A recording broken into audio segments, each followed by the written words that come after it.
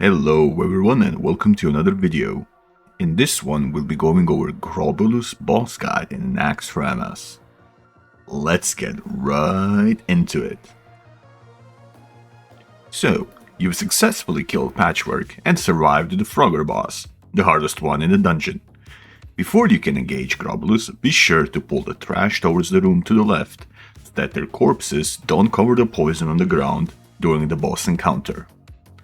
Let's go over what the boss does, what you should do, and some tips and tricks after that.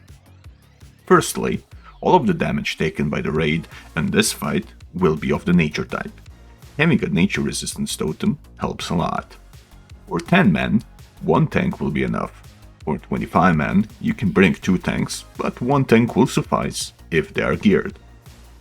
Berserk timer on 10 men is 12 minutes long.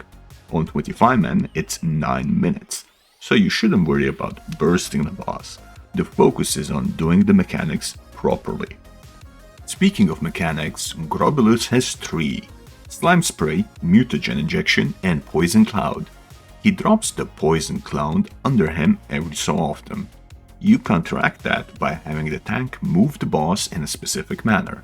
Melee DPS should not be standing behind the boss, but rather to the side to avoid any kind of unnecessary damage. The boss will cast Slime Spray in front of himself throughout the encounter. A slime ad will spawn for every target hit by the Slime Spray. Healers and DPS, be sure to never stand in front of the boss so that you don't get extra slimes or take extra damage. Now, on to the big banger of the fight. Mutogen Injection is the most important thing in this encounter. A random raid member will be targeted with a disease that will explode after 10 seconds, dealing nature damage and dropping a poison cloud underneath the target. The way we dealt with this mechanic is that the person with the debuff runs behind the boss and waits for the debuff to run out and then runs back to the previous location after the debuff has ended. It is very important that you do not dispel this disease by accident. Using Cleansing Totem and Abolish Disease on this fight is a big no-no.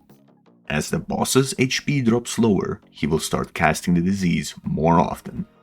We usually never dispel this disease and let it run its full duration.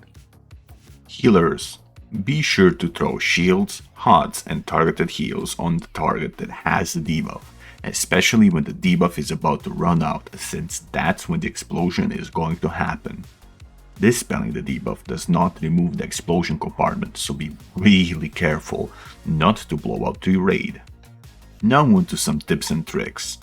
For DPS, Warlock specifically, you can throw an extra corruption on the slime.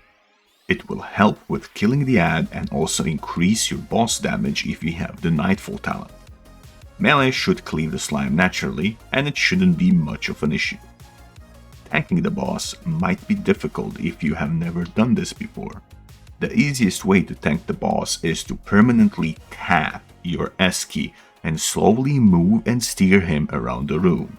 If you notice that you're getting surrounded by the green poison, you can move a bit faster for a while to get some clearance. Poison will disappear after some time, so do not panic. You will have enough time to do a full circle around the room. This boss is not a DPS race, but rather a skill check whether your raid can handle the poison correctly or not. That being said, if your specific raid has multiple lefts and you're chain wiping, you might want to pop Bloodlust on Pull, since that's when you're going to have the most of your raid alive to push DPS. The key to success is to stay calm and not grief your raid. DPS, remember to use your defense and cooldowns if you get targeted by Mutogen Injection. Anti-Magic Shell, IBF, Divine Protection, Dispersion, for example, are a great way to negate the poison damage. If you liked the video, please consider smashing that like button and subscribe for more content. You can find me live on Twitch following the link in the description below. And on that note, roll the outro.